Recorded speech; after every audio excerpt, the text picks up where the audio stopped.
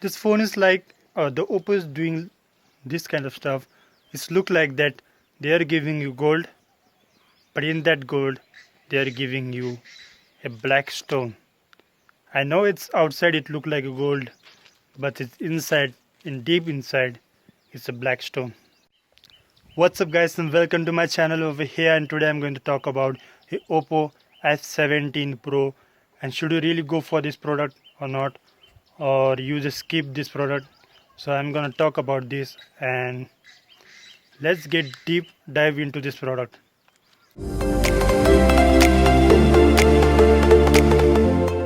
So if you talk about the display in this phone, it's Super AMOLED display. It's great. It's also coming with Gorilla Glass 3 Plus. It's also Full HD technology. But what I dislike about this phone, that it's look premium, but when we move into deep inside, I don't think it's gonna give you that much support for the 5 year. Because if you're buying any product, you are buying that product for the long term investment. It's kind of long term investment. You are spending your money, you are saving your money first, and then you want to buy the phone. But I don't think so this phone is valuable for you because of that. Not about the body. On the body side, if I say it's look premium,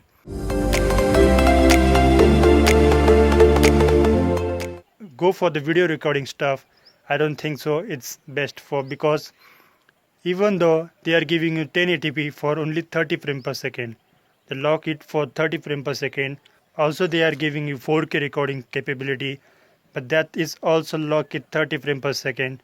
I don't know why, what is the reason behind it. At least they should give 1080p 60 fps, and they don't even provide you slow motion also. So what is that reason behind it? And they're giving you quad camera, but what is the reason if you give a quad camera but you don't have that capability that other phone have? In this price segment, I think the OnePlus Nord is the best, because they also providing you the premium body, and also they are providing inside. If you see the inside, the specification, they are also great. Now if I move to the processor, they are providing Helio P95 processor. It's a 12 nanometer chipset. At least they should go for 8 nanometer chipset, but they are providing 12 nanometer, and it's, by that mean I don't think so it's much more powerful in today's generation. And if you're investing for the long investment, I don't think it's valuable for you. Only thing I like about its display, the premium body, its look, the how it's look, the design. And another thing, that's the storage. They are giving you 8 GB of RAM, and the base model with 128 GB. That's what I like about this phone.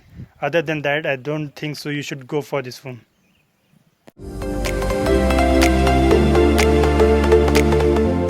So what is the final conclusion? Should you really go for this phone? Is it really worth it to upgrade your phone to this phone? I don't think so. You shouldn't go. If you're looking for, especially if you're looking for the storage, then it's best. We are social animals. We want to take photos and videos. And especially the videos are the greatest memory for us. And if you're recording the videos at 30 frames per second, I don't think so you're going to remember it. But if it's smooth video, 60 frames per second, it looks very amazing to our eyes. So yeah, it's good if you seeing for the premium body look. But long-term investment as a processor, if we see in the processor segment, I don't think so it's valuable. So it's up to you if you want to buy it or not. So subscribe my channel, comment in the comment box, share my videos. Bye bye, and see you soon, and thank you for watching my videos.